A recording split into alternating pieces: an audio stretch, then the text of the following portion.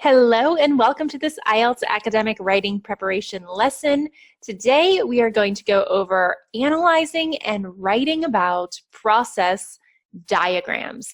And process diagrams sometimes appear in the IELTS Academic Writing Task 1, and you'll be required to describe how something works or how something is made. This question type is really great for visual learners because you will usually have to look at some sort of diagram or some sort of process and talk about each step.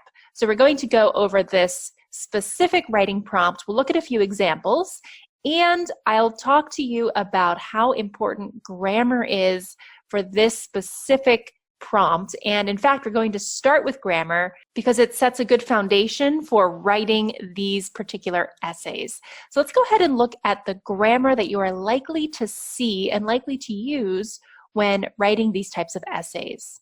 And here we are. These are the three most common tenses, active and passive, that you are going to use when it comes to this essay. So first, let's go ahead and look at the present simple passive. So this is going to be used when the action is more important than the person who completes it. So for that, we have this formula: the object plus the verb to be plus the past participle. So let's look at a couple of examples. We see waste is separated into its different types. 2 separate cells are taken from 2 female sheep. So in this case, we do not know who separates the waste. We do not know how or who takes these 2 separate cells. It isn't important because the action is the most important thing. And that is what you're going to be focusing on in this essay. You're going to be looking at steps and a process. So it isn't important who completes these, but what actually happens. This is different than the present simple active. In this case, you have the object plus the verb. So here we see, in a traditional hydroelectric power plant, river water rises behind a dam until it is sufficiently high enough to enter an intake pipe near the top. In this case, we know that river water is active. It is rising. The second example at the start, lake water passes through intake screens to remove any large pieces of waste that may block the pipe. In this case, we see lake water is active because it passes through. Lastly, we see initially the female moth deposits her eggs on a mulberry leaf. The female moth is being active. The female moth deposits the eggs, so there isn't anyone else involved. It isn't passive because we know who or what is doing it, and this may sometimes come up as well. Perhaps the most complex is the present perfect passive. This is object, to be, and the past participle. However, the to be must be in the present perfect. So I'll show you an example. It says, once the milk has been transferred to a tanker, it is subsequently delivered to the dairy. Now, since we have milk is third person, so it is has been transferred. This would be the to be in the present perfect form. So again, we do not know who transfers the milk. We also don't know when the milk has been transferred. In this case, we are not specific, and this is why it's great for talking about a process, because usually in the process, it's a general process. We're not going to know specific times. However, if you do know when, if there are different stages with different times and different days, for example, make sure you're using the past simple passive. The second example says, when the milk has been delivered to the dairy, it is then put through a pasteurization process. Now, in this case, we have a present perfect right in the beginning, so when the milk has been delivered. Since we are specific, it's a specific moment in time, it is then put through a pasteurization process. So you see we have a mix here with present perfect and past simple. Then our last example, as soon as the milk and dairy products have been processed and packaged, they are then sent out to supermarkets where they are stacked onto shelves and ready for purchase. Same idea here. The only thing here, you see that milk and dairy products, these are plural, so our verb to be changes to have been. So milk and dairy products have been processed and packaged. Again, then we are specific with the time in the process, so we have the past simple. So remember, in general, you're going to use the present perfect passive. There may be times where you use the past simple when you are talking about things that are after or in a specific moment in the process, but these are the three main types of passive and active formulas that you can expect to use for this specific question type. So definitely keep these in mind. Practice them when you can, because this will just make your writing that much stronger. Something else I'd like to go through just before we start looking at our example today is sequencing. This is extremely important for this question type because, again, you'll have to describe the process and the stages of a process. So I split this up for you into initial stages, middle stages, and final stages. These are some great phrases that you can use for each stage. So for example, we have at the start, first of all, to begin with, in the first stage, in the middle stages, then after that, following this, after which, the next step is, and also subsequently. The final stages, we have finally, the final step is, or the final stage is. So really commit these to memory. Think of how you can use them in your essays, and this will really help your language score. Let's look at an example. So we see here, in the first stage, cows graze in the fields, and after that, the cows are put into a milking machine twice a day. Following this, the milk is put into refrigeration storage, after which it is transferred to a tanker. Subsequently, it is pasteurized, processed, and made into cheese. The final step is to send out the milk and dairy products to the supermarkets. And you see here how we have used these sequencers, really helpful phrases, in one sentence if you can, or in various sentences in your paragraph. So this and your passive and your active and your present perfect and your past simple will really be important when writing your essay. So without further ado, let's get started and look at how we are going to format and write our essay today. Now here's a very helpful guide that you can follow today just so that everything is clear. There are two quite simple steps. The first step is going to be analyzing the diagram and describing the key information. And our second step is going to be writing an essay using our recommended essay structure. So we're just going to analyze the diagram, look at the different stages, describe key information, and then make it into a lovely essay. Now the structure is going to look like this. We are going to have 3 paragraphs. So it's going to be an introduction, the first thing, and in the introduction we are going to paraphrase the question and state the main key details. Now by paraphrasing, what we're going to do is basically restate the question in different words. So this is really going to call upon our synonyms, and this will just make sure that we're writing and answering the questions that are necessary. Then our last 2 paragraphs are going to be body paragraph 1.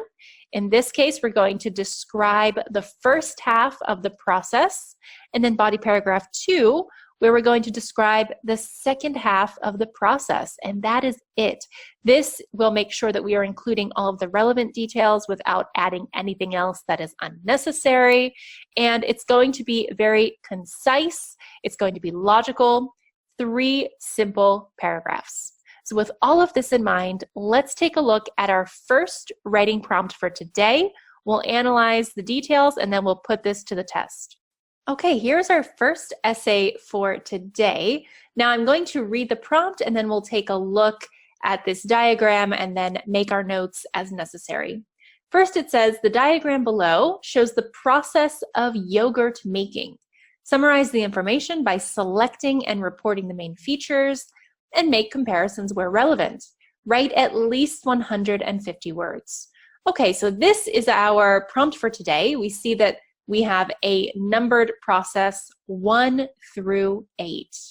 Now this doesn't always mean that the first 4 steps will automatically go in your first paragraph, and the last 4 will go in your second paragraph, we should really look at this and analyze what it's telling us. So I'm just going to go ahead and underline some words here and just make sure that we're on the same page when it comes to understanding this diagram. Number 1 says heat milk to 100 degrees Celsius, cool milk until slightly warm, thin some old yogurt with a little cold milk, whisk yogurt and milk together until smooth and the yogurt is dissolved, pour the yogurt mixture into the warmed milk, wrap mixture in towels to keep it warm, wait for the yogurt to set for 4 hours, and then refrigerate the yogurt. Now, what comes to my mind immediately is the preparation work and then the setting work. So I would actually break up these 2 stages into all the preparation and then waiting for the yogurt to set. Let's go ahead and take a look at our step 1.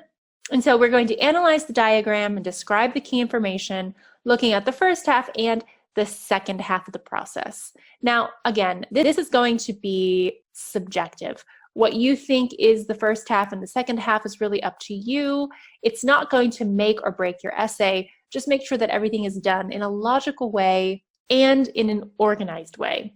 So I'm going to say that the first half of the process is basically everything from heating the milk up until pouring the yogurt with warm milk. So I'm going to talk about steps 1 through 5. And then I'm going to use these last 3 steps, 6, 7, and 8, for my second half. So I'm going to talk about the final stage here, and that's going to be wrapping the mixture all the way up to refrigerating the yogurt. And so this step is really just to make sure that I understand the process and that I have a brief outline. Just this box is good enough to make sure I know where I'm going and where I'm stopping and what I'm going to add. This is technically optional, but I would highly recommend using some sort of small, brief outline. Remember, no one is going to see this outline, so you can make abbreviations and you don't have to use perfect grammar. This is just for you. You could also make notes directly on your prompt like I've done. If you'd like, you could also write your sequencers if you have memorized them and you want to make sure that you don't forget any of your sequencers. That's also a great idea. Now, before we actually start writing the essay, I just want to take you back to reflect on the scoring and what the examiner is going to be looking at when reading your essay. This will give us a great backdrop for words to include and the logic and the organization behind our essay. So let's take a look at that now. Okay, let's take a look at the scoring. We'll talk about each of the points. First off, we have the task achievement. This is going to deal with whether or not we've answered the question. So have we described the stages of the process of making yogurt? Have we done so in a minimum of 150 words? I will say that this specific question type actually makes it difficult to meet that minimum requirement, just because it might seem so clear-cut and simple, and you don't really have to talk about an overview because there isn't really anything to observe when it comes to trends. So the fact that we have 3 paragraphs, really have to make sure that we're adding everything in and meeting our 150 word requirement. So this is very important here. Did we answer the question at hand? Second, we have coherence and cohesion. So does it make sense? Is it logical? Did we start in a logical way? So this means you don't want to start with the final stage. You want to start with the first stage of the process and then use our sequencers to go on from there. The 3 paragraph rule with this specific question type will make this very clear. Now, the last 2 areas are lexical resource and grammatical range and accuracy. This is where your word choice comes in, your spelling, your sequencers, your present perfect passive versus active voice or past passive. All of that stuff that we talked about at the beginning of this video will come in handy when you want to get maximum points for these 2 areas. So really recognize that 2 of these areas have to do with your work on the essay, and 2 of them really have to do with your preparation work and all of your knowledge of grammar and vocabulary coming into the exam. So just keep that in mind Very important to prepare and very important to remember this when writing the essay. Okay, so with that being said, let's go ahead over and write our essay now with our outline in mind. Now we have all of our preparation work on the left-hand side and our actual diagram, so I'm going to write on the right-hand side here. And I've included these 3 headings just for us today. Do not write this on the exam, but this is just to give you a good idea of how I'm going to separate my essay. So if you remember correctly, the first introduction paragraph is going to paraphrase the question, the task here that we see. So I'm going to start and I'm going to say, the flow chart illustrates the yogurt making procedure. Overall, the process involves 8 steps, which can be grouped into 3 main stages: preparing the milk, mixing the ingredients, and setting the yogurt. And let's just talk about this here. So instead of saying diagram, I've said flow chart. And instead of saying shows, I've said illustrates. And the process of yogurt making, I've basically just flipped it into saying the yogurt making procedure. Now I talked about the 8 steps and I grouped it into 3 main stages, sort of like what we talked about when we analyzed the diagram. I have talked about how the 3 main stages are preparing the milk, then mixing the ingredients, and then setting the yogurt.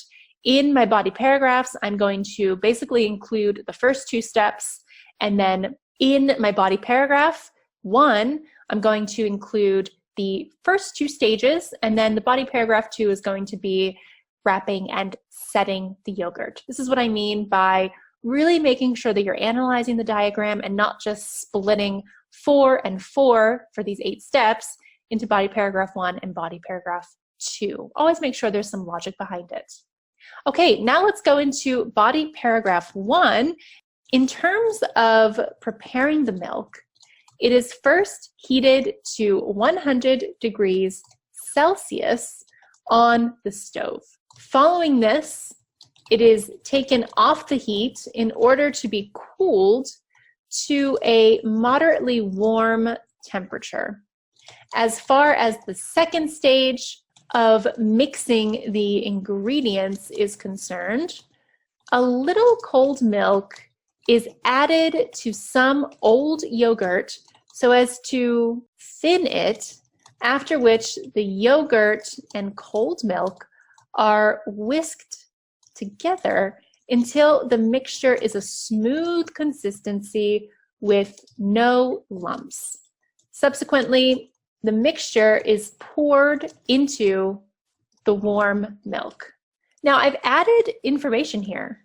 And like I said earlier, this will really help with this specific question type because it is sometimes difficult to reach this 150 word minimum with this specific prompt and question type. So let's just take a look at what I added.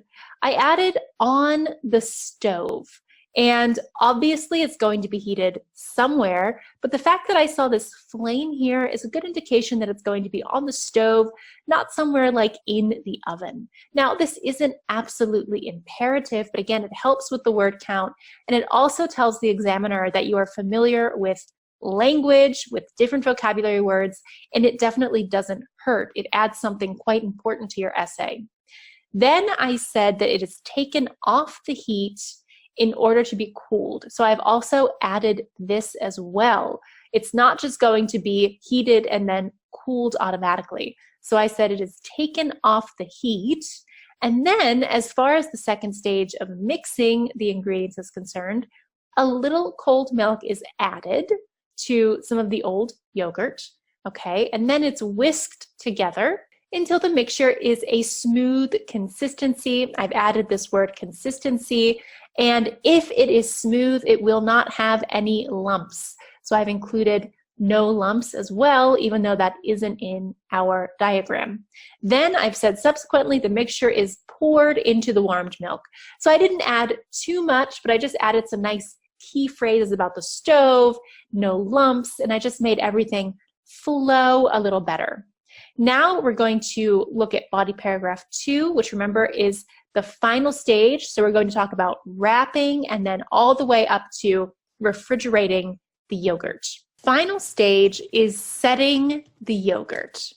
Now, after the yogurt has been wrapped in towels to maintain the slightly heated temperature, it is left to set for 4 hours. Lastly, the yogurt is stored in the refrigerator to keep it cool. And there you have it. So let's look at this body paragraph too. The final stage, like we said, is setting the yogurt. So I'm looking at step 6. After the yogurt has been wrapped in towels to maintain the slightly heated temperature, it is left to set for 4 hours. So notice how I have included 6 first and then 7, but I have used this nice word after. So I've sort of included both steps in one sentence. And then we see lastly, the yogurt is stored in the refrigerator to keep it cool. And of course, I've just added that again to keep it cool, even though we don't see it necessarily in our diagram.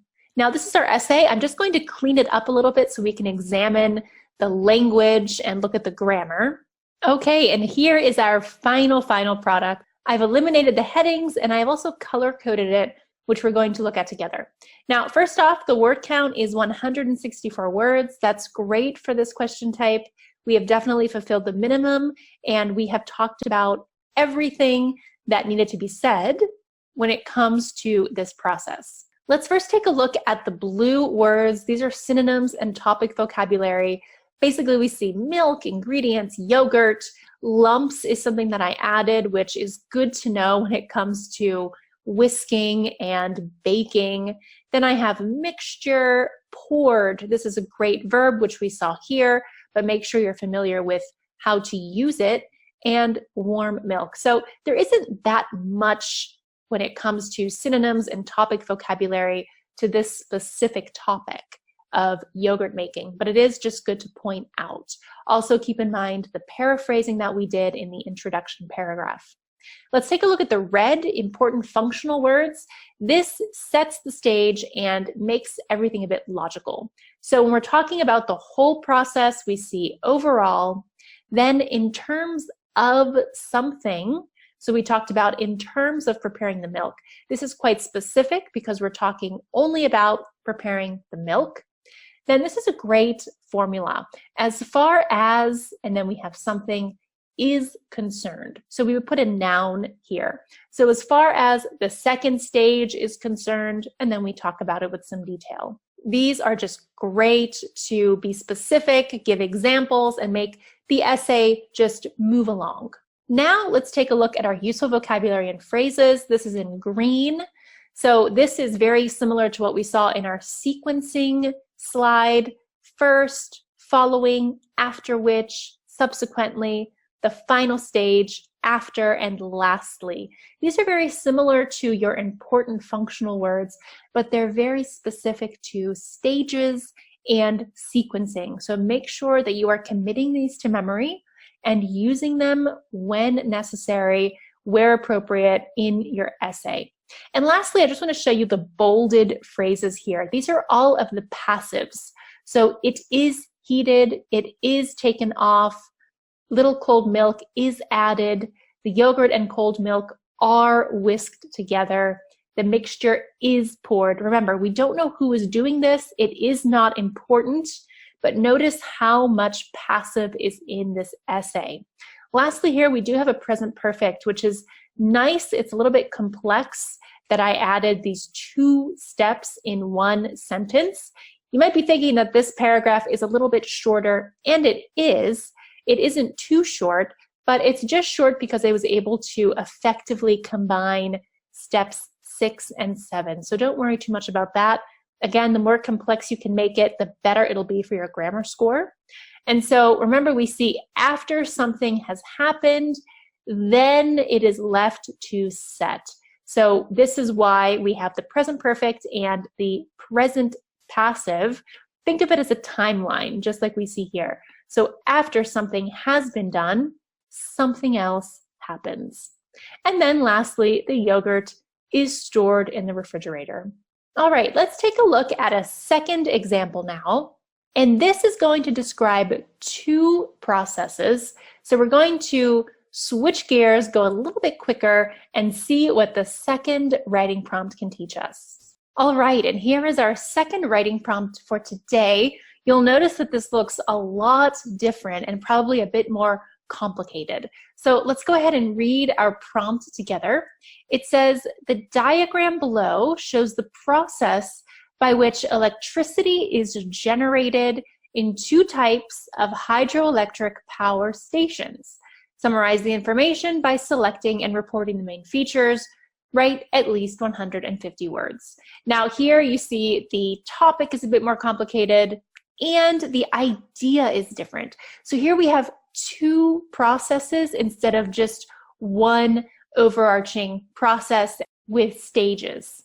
So I'll just take you over here on the right-hand side. What we're going to do is describe the first process in our body paragraph 1 and our second process in body paragraph 2. That's really the only thing that will change in this case, but we just have to be a bit more analytical when we look at these two processes. So basically what I'm going to do first, I'm going to look at this traditional hydroelectric plant, this smaller one. I'm going to look at this first just because it's smaller and it makes more sense for me to approach this first. And I want to understand how it's different from this hydroelectric power.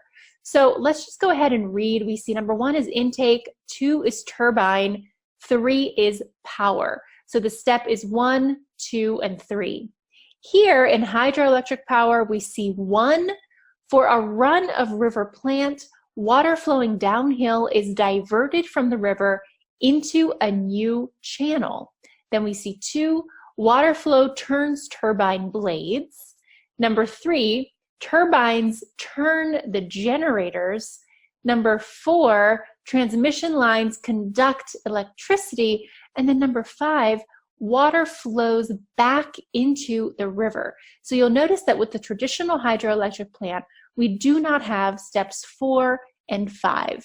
So in general, there's a lot more detail given for the hydroelectric power. And the main thing we want to look at is these 3 stages in a traditional plant versus 5 stages of a hydroelectric power plant. So let's just make a couple of notes for us just to make sure we're on the same page.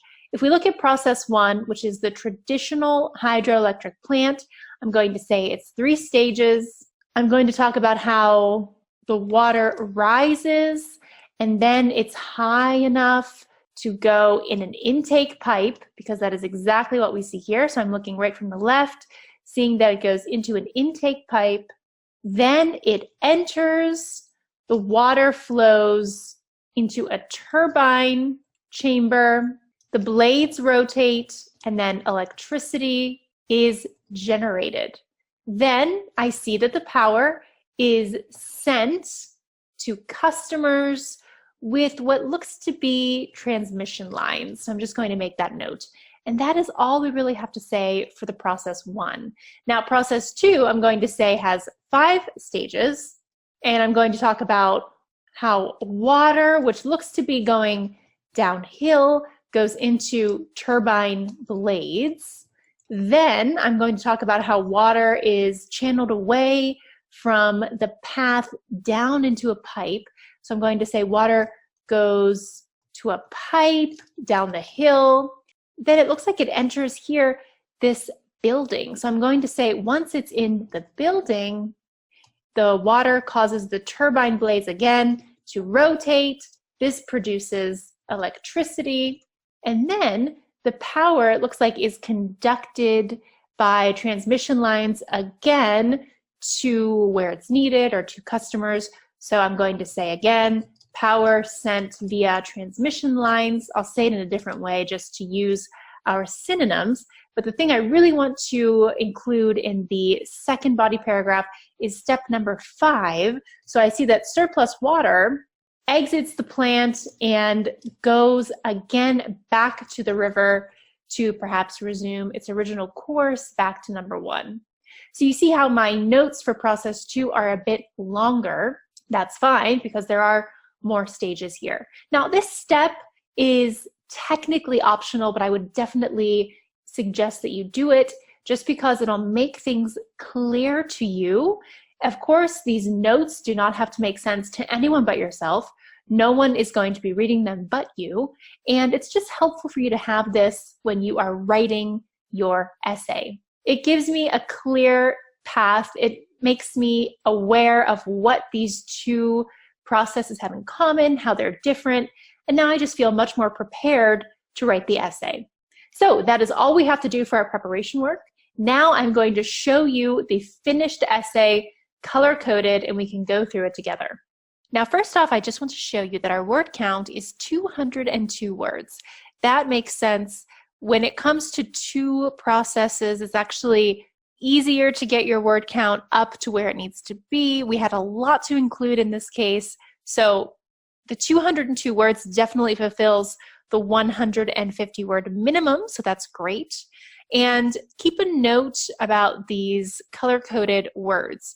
The blue shows synonyms and topic vocabulary, the green, useful vocabulary and phrases, and the red, important functional words. So let's read it together, and I will stop for important things.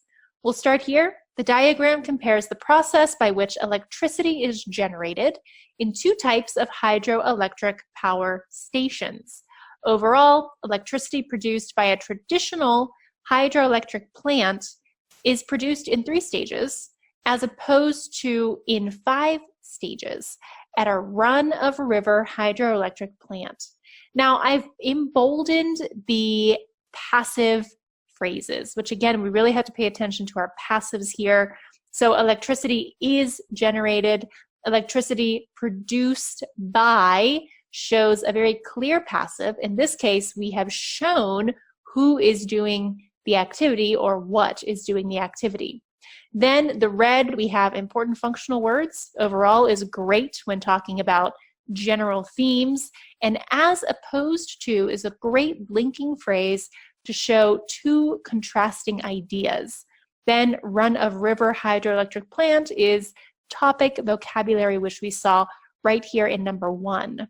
Now, just keep in mind that I still used the diagram. However, I said it compares the process, and in the prompt it said shows the process. And of course, by which electricity is generated is still what we see in the prompt. It isn't as easy to think of synonyms for this, but still note that we changed it up a bit. Now, if we look at our body paragraph 1, remember we're looking at the traditional plant. So it says, in a traditional hydroelectric power plant, river water rises behind a dam until it is sufficiently high enough to enter an intake pipe near the top. And here we see it. Once it enters, the water flows down into a much lower turbine chamber, whereupon it causes the machine's blades to rotate, thus generating electricity. This power is then sent via transmission lines to customers' homes. Now again, our words in blue are very specific to this type of prompt, and I knew it was river water just because of this phrase here in the other process diagram, so really use this to your advantage. I've emboldened this because it is the active, so it's the difference between active and passive like we looked at earlier in this video. So the river water rises behind a dam. Again, this is just from outside knowledge and vocabulary. For our useful vocabulary and phrases, I have some sequencing here. So I have once and then. So this shows the order, what happens, and then what happens as a process. And whereupon is another great functional word. It basically is a way to say where something happens. Again, I see water flows down, that is active, and then this power is then sent. Again, we don't know what exactly is sending it, so it is the passive. Let's take a look at our body paragraph 2. On the other hand, in a run-of-river hydroelectric plant, the natural flow of the water running downhill is harnessed to turn the turbine blades. Initially, water is channeled away from the water's primary path down a pipe into a turbine building further down the hill that we see right here. Upon entering the building, the water causes turbine blades to rotate, which in turn spins a generator that produces electricity. This power is then conducted by transmission lines above the plant to where it is needed. Surplus water then exits the plant and rejoins the river to resume its original course. Now here, on the other hand, it is a great functional word to show a contrasting idea, or like we have the second process, initially, upon, then, and then again. These are important sequencing and phrases. And then we've got our synonym and topic vocabulary. Harnessed, again, is a great verb to use for this type of diagram and process. Channeled away is excellent for water, when you see that things are sent in a certain way down or into the river. Then conducted is a great verb for power, and we also see it here. And then the surplus water, the extra water, flows back into the river, and I assume, as what we see here in the diagram, that it is resuming its original course. So it's always okay to add additional thoughts, ideas, vocabulary words to your processes in order to meet your word count and also elaborate a bit on the idea at hand. And again, here in this last paragraph, I just have some active and passive phrases. So water is channeled away, passive. The water causes the turbine blades to rotate. This is active. Power is then conducted by. That's definitely passive. And you'll see here that there are some times where by is used and it's still considered passive, but you just see the actor or the subject along with the object. And then of course this last one here, surplus water then exits, that is active as well. So notice the nice mix of active and passive. We used mostly present tense in this case because it's something that is always true. It's a process that always works. So keep that in mind as well. All right, excellent job today. Let's go ahead and wrap up this lesson looking at diagrams and processes. Let's wrap up with some do's and don'ts. First off, for your do's, you definitely want to analyze your process diagrams, whether you have a simple process like we did in the first example with writing about yogurt, or if you have something more complex with two different processes. So make sure you're analyzing them and understanding your relevant points. You'll need to expand on a couple of things just to make it flow and to meet your word count. So really plan on how to describe the information in terms of your body paragraph 1 and your body paragraph 2. Remember, it might not be as obvious, so that's why analyzing the diagrams before you write is very important. Then when you are going through your essay, make sure you're implementing proper grammar. We looked at this in the beginning of this video when looking at the active and the passive, present perfect versus past simple and present. So really make sure that you are understanding that. And again, just organize your essay using that foolproof method. We've got the introduction, body paragraph 1, and body paragraph 2. Now for things you don't want to do, you don't want to start writing the essay immediately as you are analyzing your process diagrams and looking at the various stages. You want to set aside some time to analyze first. And we did do this quite slowly today, just so that it was all clear. On your own time, you should be able to do this quite quickly and just take a couple of minutes, 1 or 2 minutes really, to analyze and then start writing. The more you do it, the easier it will be. Don't write the wrong amount. Remember that the risk with this specific question type for a simple diagram is not meeting your word count. So make sure that you are at 150 for sure, and then going a little bit over up until 200, because you also don't want to waste too much time on this writing prompt. And of course, you don't want to use incorrect grammar. This is actually one of the most difficult parts of this specific writing prompt, messing up the active and the passive and the present perfect.